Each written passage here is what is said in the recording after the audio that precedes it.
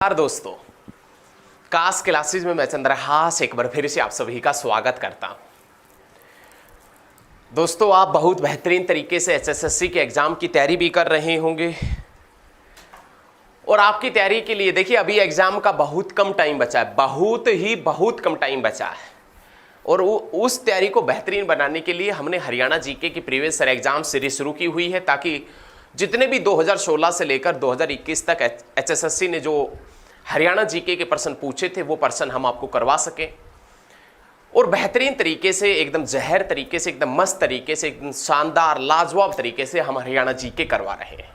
आप भी वीडियो को अंत तक देखेंगे तो आपको भी पता लगेगा कि हाँ, आपको पहले कितना पता था, आज कितना पता चला, पहले किस प्रकार से पढ़े थे और आज आप किस प्रकार से पढ़ रहे हैं कि हाँ एक्चुअल में बेहतरीन है या नहीं। ये आप वीडियो को पूरी देखने के बाद में कमेंट करके बता देना। कमेंट करना, लाइक करना और वीडियो को शेयर जरूर करना ताकि सब्सक्राइबर वगैरह थोड़े से हमारे बढ़ जाएं।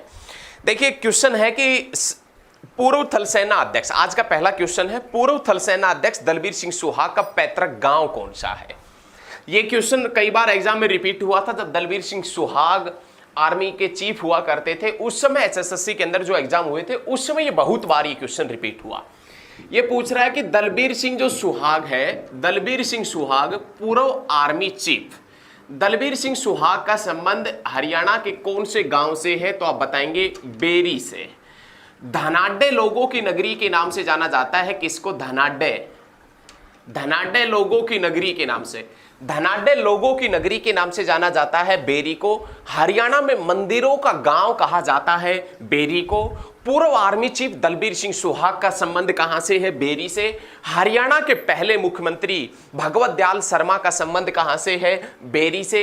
बेरी कहां है? झज्जर में। भीमेश्वरी देवी का मंदिर कहां है? बेरी में। भीमेश्वरी देवी का मेला भी कहां लगता है? बेरी में। बहुत बेहतरीन तरीके से, लाजवाब तरीके से क्लियर करते चलेंगे एक एक पॉइंट आपके। दलबीर सिंह सुहाग पूर्व आर्मी चीफ जिसका संबंध बेरी से है। हरियाणा के प्रथम मुख्यमंत्री भगवत दयाल शर्मा जिनका संबंध बेरी से था।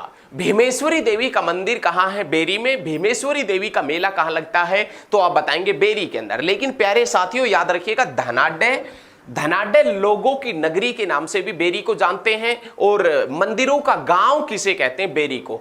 मंदिरों का शहर किसे कहते हैं? मंदिरों, सबसे ज्यादा मंदिर कौन से जिले के अंदर है? तो आप भिवानी को चुनेंगे। लेकिन हरियाणा में सबसे ज्यादा मंदिर कौन से गांव में है? सबसे ज्यादा मंदिरों की बात करें तो बेरी में, और बेरी कहां है? झज्जर में। और झज्जर कहां है? हरियाणा में। और हरियाणा कहां है? भारत में। और भारत कहां है? एशिया में। एशिया कहां है? वर्ल्ड में। तो ये सभी चीजें आप याद रखिएगा बहुत अच्छे तरीके से। निम्नलिखित में से कौन सा अति प्राचीन नगर नहीं है? तो आप बताएंगे रोहतक, पंचकुला, अग्रोहा, सोनीपत। तो इसमें पंचकुला है, ये अति प्राचीन नगर नहीं है। रोहतक भी प्राचीन नगर है, सोनीपत भी प्राचीन नगर है। ये तो महाभारत कालीन नगर है सोनीपत, जिसका महाभारत काल के दौरान क्या नाम हुआ करता था? सोनप्रस्थ। अग्रोहा भी 3000 वर्ष पुराना नगर है। अग्रोहा 3000 वर्ष पहले महाराज अग्रसेन ने बसाया था। अग्रोहा के अंदर एक मेडिकल कॉलेज भी है जो 1994 के अंदर बना था। वो अग्रोहा जो हिसार के अंदर पड़ता है, जो अगर वंशीय वैश्य वंश की राजधानी भी हुआ करता था।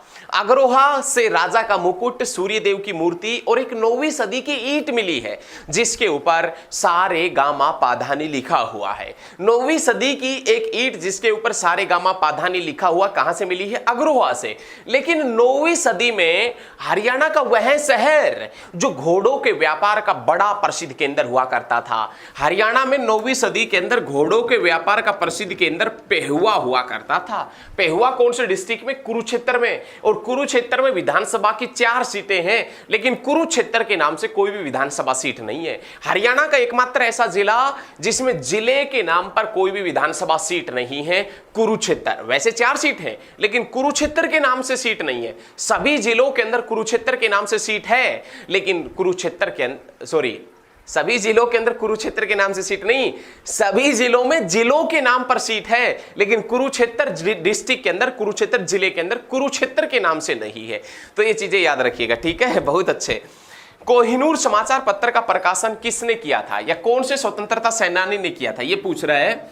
एक समाचार पत्र हुआ करता था कोहिनूर, और ये कोहिनूर समाचार पत्र किस स्वतंत्रता सेनानी ने निकाला था? तो आप बताएंगे बाबू बाल मुकुंद।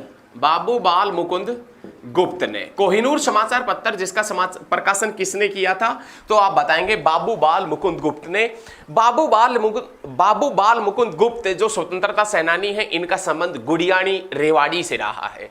एक समय ऐसा था कि गुड़ियाणी जो गांव है ये झज्जर के अंदर था, लेकिन एक समय ऐसा था कि झज्जर ऑटोमेटिक रोहतक में था, तो गुड़ियाणी गांव भी रोहतक के अंदर हुआ करता था प्राचीन समय के अंदर, ये याद रखिएगा। तो कोहिनूर समाचार पत्र है ये बाबू बाल मुकुंद गुप्त ने निकाला था। बाबू बाल मुकुंद गुप्त जिसका हिंदी और उर्दू के ऊपर समान अधिकार था, हिंदी व उर्दू के ऊपर समान अधिकार रखने वाले स्वतंत्रता सेनानी बाबू बाल मुकुंद गुप्त का संबंध गुड़ियाणी झज्जर से है। हिंदी में हिंदुस्तान और हिंद बंगवासी समाचार पत्र निकाले थे, और उर्दू के अंदर अखबार ए चुनार और कोहिनूर समाचार पत्र का प्रकाशन किया था। हिंदी व उर्दू पर समान अधिकार रखने वाले व्यक्ति थे बाबू बाल मुकुंद गुप्त। हिंदी में हिंदुस्तान और हिंद बंगवासी और उर्दू में अखबार ए चुनार और कोहिनूर समाचार पत्र निकाले थे बाबू बाल मुकुंद गुप्त ने। लेकिन बाबू बाल मुकुंद गुप्त तो वो स्वतंत्रता सेनानी थे जिन्होंने 1909 के अंदर जो मार्लियामेंटो सुधार आया था, 1909 के अंदर जो मार्लियामेंटो सुधार आया था 1909 में, उसका विरोध बाबू बाल मुकुंद गुप्त ने कौन से पत्रों के माध्यम से किया था? बाबू बाल मुकुंद गुप्त ने 1909 में जो मार्लियामेंटो सुधार आया था उसका विरोध कौन से पत्रों के माध्यम से किया था? तो आप बताएंगे शिव शंभू के चिट्ठे। ये समाचार एक पत्र निकालते थे, शिव शंभू के चिट्ठे नामक पत्रों के माध्यम से बाबू बाल मुकुंद गुप्त ने 1909 के अंदर किसका विरोध किया था? तो आप बता देंगे 1909 के अंदर किसका विरोध किया था? मार्लियामेंटो सुधार का। बहुत अच्छे भाई, बहुत अच्छे। मुर्रा एक नस्ल, एक किस्म है मुर्रा, खालिस्तान इसकी एक किस्म है सुअर की, भैंस की, भेड़ की, बकरी की, ये तो आप सभी को मालूम है, भैंस की। हरियाणा के अंदर प्रसिद्ध भैंस की कौन सी नस्ल है? तो आप बताएंगे मुर्रा भैंस। और हरियाणा में काला सोना किसे कहते हैं? मुर्रा भैंस को। लेकिन मुर्रा भैंस की और ज्यादा नस्ल सुधारने में हरियाणा के का सहयोग कौन सा देश करेगा? ब्राजील कौन से महाद्वीप में है? तो आप बताएंगे दक्षिण अमेरिका महाद्वीप का सबसे बड़ा देश है ब्राजील विश्व का एकमात्र ऐसा देश है जहां से होकर भूमध्य रेखा और जहां से होकर 23.5 डिग्री दक्षिणी अक्षांश, जिसे आप मकर रेखा के नाम से जानते हैं, ट्रॉपिक ऑफ कैप्रिकॉर्न, वो गुजरती है। विश्व का एकमात्र ऐसा देश जहां से होकर गुजरती है भूमध्य रेखा और जहां से होकर गुजरती है मकर रेखा, ब्राजील है। ब्राजील जिसका सबसे बड़ा नगर रियो डी जनेरियो है, जहां पर 2016 के ओलंपिक हुए थे। 2016 के ओलंपिक में जीतकर आई थी साक्षी मलिक, और साक्षी मलिक जिनका संबंध रोहतक के मोखरा गांव से है। साक्षी मलिक जिसका जन्म 2 सितंबर 1992 के अंदर हुआ था, जिसका संबंध कुश्ती से है। और बेटी बचाओ बेटी पढ़ाओ अभियान की वर्तमान में ब्रांड एम्बेसडर साक्षी मलिक है। बेटी बचाओ बेटी पढ़ाओ अभियान की शुरुआत पानीपत से हुई थी। पानीपत से श्री नरेंद्र मोदी ने की थी। श्री नरेंद्र मोदी वाराणसी से सांसद है। वाराणसी गंगा नदी के किनारे है। गंगा नदी जो गंगा जिसकी सबसे लंबी सहायक यमुना है, यमुना हरियाणा के 6 जिलों से बहती है। रेवाड़ी से 6 दिशाओं में ट्रेन जाती है। लेकिन याद रखिएगा गंगा यमुना हरियाणा में प्रवेश करती है कलेसर से। कलेसर यमुनानगर के अंदर पड़ता है। कलेसर नेशनल पार्क 2003 में बना था। हरियाणा में वनस्पति वन योजना 2003 के अंदर चली थी। चौधरी देवीलाल यूनिवर्सिटी सिरसा के अंदर 2003 के अंदर बनी थी। चौधरी देवीलाल यूनिवर्सिटी सिरसा के अंदर 2003 में बनी थी। हरियाणा में देवी रक्षक योजना 2003 में चली थी। और चौधरी देवीलाल प्राकृतिक व हर्बल पार्क यमुनानगर के चूहरपुर गांव में है। चौधरी देवीलाल प्राकृतिक व हर्बल पार्क यमुनानगर के चूहरपुर गांव में है, और जो 2003 में बना था। और चूहरपुर गांव में 110 एकड़ में बना था। और चूहरपुर गांव यमुनानगर में है। और यमुनानगर के कलेसर से यमुना नदी हरियाणा में प्रवेश करती है। यमुना नदी हरियाणा में बाहर निकलती हसनपुर से, और हसनपुर पड़ता है पलवल में, लेकिन एक हसनपुर है सोनीपत में। हरियाणा का प्रथम अत्याधुनिक आंगनवाड़ी केंद्र हसनपुर सोनीपत में किस नाम से खोला गया था? नंदघर के नाम से। साथियों एकदम जहर तरीके से, एकदम लाजवाब तरीके से हरियाणा जीके पढ़ेंगे। इस वीडियो को आप ज्यादा से ज्यादा शेयर कीजिए, पूरे हरियाणा में फैला दो। आप जितने भी स्टडी ग्रुप में आप जुड़े हैं सभी स्टडी ग्रुप में शेयर करें, ये रिक्वेस्ट है, अपील है। हरियाणा में विवाह में पंचायती रुपया किसे दिया जाता है? हरियाणा के अंदर विवाह में पंचायती रुपया किसे दिया जाता है? तो आप बताएंगे गांव में जो सम्मानित वृद्ध व्यक्ति होता है, कहने का मतलब जिसकी एज सबसे ज्यादा होती है गांव में, उस व्यक्ति को पंचायती रुपया दिया जाता है। गांव में पंचायती रुपया, जो शादी के अंदर, विवाह के अंदर जो पंचायती रुपया दिया जाता है, जैसे आप कुछ क्रांतिकारी होंगे जो अब की बार मेहनत करेंगे तो हरियाणा पुलिस वगैरह में लगेंगे, उनके बाद में उनका आगे का प्रोसेस होगा तो उनका विवाह होगा, और विवाह होगा तो पंचायती रुपया जो गांव में दिया जाएगा, जो सबसे एज्ड व्यक्ति है, सबसे वृद्ध व्यक्ति है, उनको पंचायती रुपया दिया जाएगा। ठीक है। प्रधानमंत्री श्री नरेंद्र मोदी ने पानीपत से किस अभियान की शुरुआत की थी? तो पानीपत से बेटी बचाओ बेटी पढ़ाओ अभियान की, बेटी बचाओ और बेटी पढ़ाओ अभियान की शुरुआत किसने की थी? तो आप बताएंगे श्री नरेंद्र मोदी ने। कहां से की थी? पानीपत से। कब की थी? तो आप बताएंगे 22 जनवरी 2015 में, जिसकी वर्तमान में ब्रांड एम्बेसडर साक्षी मलिक है। ये बेटी बचाओ बेटी पढ़ाओ अभियान की शुरुआत हरियाणा से इसलिए की गई क्योंकि हरियाणा का लिंगानुपात सेक्स रेशियो देश में सबसे कम है। 1000 पुरुष हैं और महिलाएं 879। ये 2011 की जनगणना के अनुसार है। अब 121 व्यक्ति बच गए बेचारे। 121 व्यक्ति कहां जाएंगे? पड़ोसी राज्यों में। अरे पड़ोसी राज्य जिंदाबाद थे, जिंदाबाद हैं और जिंदाबाद रहेंगे। अब ये लिंगानुपात सबसे कम था देश में, तो इस लिंगानुपात को सुधारने के लिए बेटी बचाओ बेटी पढ़ाओ अभियान की शुरुआत की थी। देखिए, ज्यादा तो हम कुछ नहीं कहना चाहते, लेकिन 121 व्यक्तियों में बड़े बड़े लोग शामिल हैं, और तो समझ ही गए होंगे आप। नहीं, 121 व्यक्तियों में बहुत बड़े बड़े लोग शामिल हैं, तो ज़्यादा समझाने की जरूरत नहीं है आपको। 121 व्यक्ति बचते हैं क्योंकि महिलाएं नहीं है, पुरुष 1000 है, महिलाएं 879, तो उनको विवाह होगा कहाँ से? 121 व्यक्ति बचते हैं, बड़े बड़े व्यक्ति इनके अंदर। तो कोई बात नहीं है, वैसे पड़ोसी राज्य है, कोई बात नहीं, जिंदाबाद है, घबराओ मत। तो इसीलिए भी खास करके नौकरी तो इसलिए भी जरूरी हो जाती, आगे का प्रोसेस तभी चलेगा तब आपको नौकरी वगैरह लगेगी। नहीं, लड़कियों को तो कोई दिक्कत नहीं है, लेकिन हाँ नौकरी उन्हें भी चाहिए, और एक्चुअल में होनी भी चाहिए। यदि जो आप मेहनत करेंगी लड़कियां, उनको भी नौकरी मिलेगी, कन्फर्म बात है। नौकरी अपने आप में ही, सरकारी नौकरी मतलब तो भाई साहब समाज के अंदर ऊंचा स्थान प्राप्त करना एक तरीके से। और देखिए, एक्चुअल में सरकारी नौकरी है लास्ट, आपके पास में फर्स्ट एंड लास्ट सरकारी नौकरी है। उसके बाद में आपको प्राइवेट नौकरी नहीं मिलेगी। प्राइवेट नौकरी कहीं भी नहीं है। आपको जितनी मेहनत आप प्राइवेट नौकरियों में घूम फिर के करेंगे ना, जितना भी इंडस्ट्रियल एरिया है वहां जाएंगे, वहां पर नौकरी नहीं मिलेगी। चिंता मत करो, वो पड़ोसी राज्य वालों को लेते हैं। हालांकि हमारे जो डिप्टी सीएम साहब है, उन्होंने कह तो दिया कि 75% आरक्षण है, लेकिन एक बार पूछना, आपके गांव का पड़ोस का जो भी इंडस्ट्रियल एरिया, गुरुग्राम वगैरह, बावल वगैरह या सोनीपत वगैरह के इंडस्ट्रियल एरिया में जाता है आपके गांव का बंदा, या कोई भी आपका जानकार या रिश्तेदार कोई भी है, जाते उनसे पूछ के देखना कि 75% हकीकत में लेते या नहीं लेते। 75% लेते या नहीं लेते, तो कहीं पर भी नौकरी नहीं है, ध्यान रखना। प्राइवेट यदि आपको लगना है तो सरकारी ही लगना है, वरना नौकरी नहीं है, ध्यान रखना।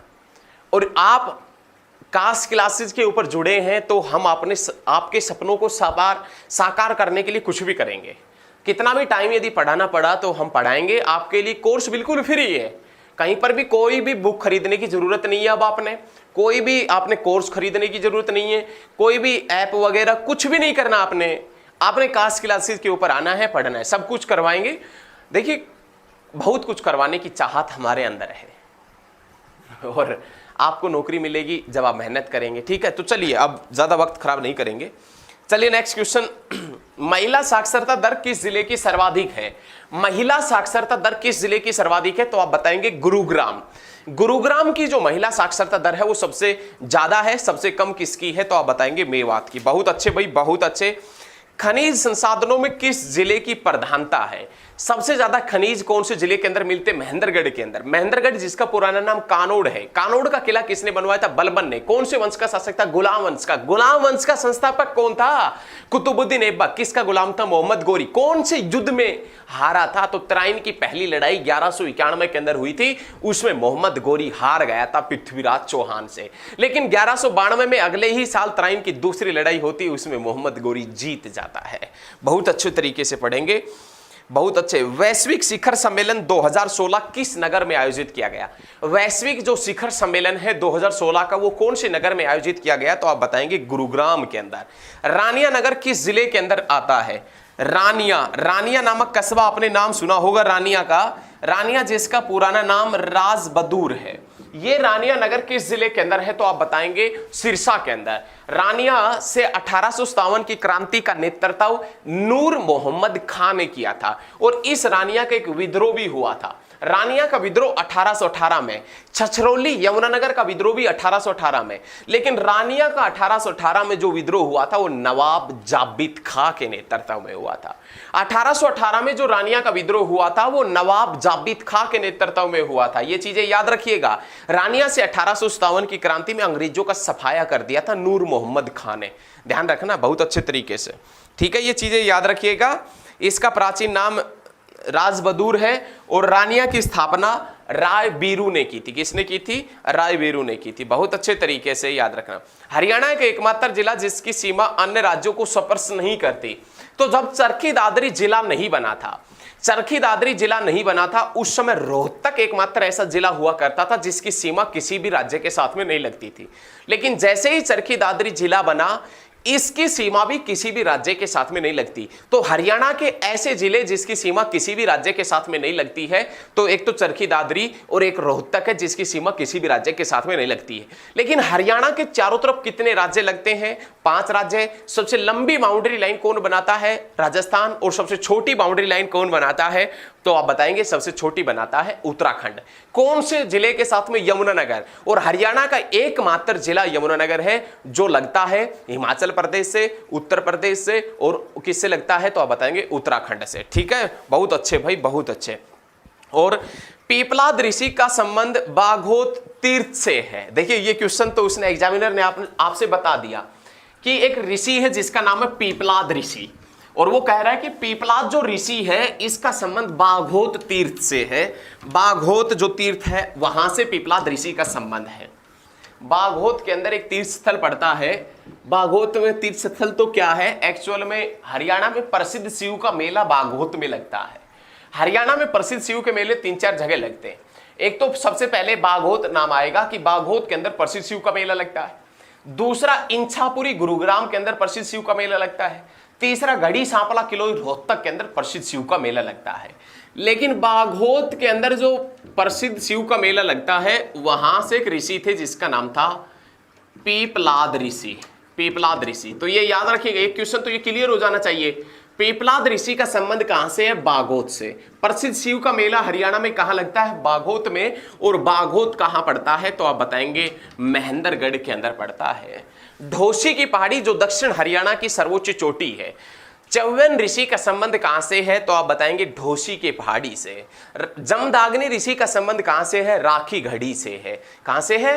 राखी घड़ी से जमदाग्नि ऋषि का संबंध है। तो ये याद रखिएगा, बहुत अच्छे तरीके से सभी पॉइंट आपने याद रखने हैं। चलिए नेक्स्ट पॉइंट की तरफ बढ़ते हैं।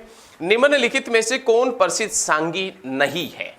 कौन प्रसिद्ध सांगी नहीं है? तो ऑप्शन देखें, पंडित लक्ष्मीचंद, बाजे भगत, तुलसीदास शर्मा और पंडित मांगेराम। तो तुलसीदास शर्मा है, ये नहीं है। तुलसीदास शर्मा दिनेश जिनका संबंध भिवानी से है। भक्त भारती, मतवाली मीरा और श्याम सतसई। भक्त भारती, मतवाली मीरा और श्याम सतसई किसकी रचना है तो आप बताएंगे तुलसीदास शर्मा दिनेश की रचना है। यदि हमारे द्वारा दी गई जानकारी आपको अच्छी लगी है तो इस वीडियो को आप ज्यादा से ज्यादा शेयर कीजिए। आपसे अपील है, रिक्वेस्ट है, और आप हमारी बातों को मानेंगे भी, कन्फर्म बात है।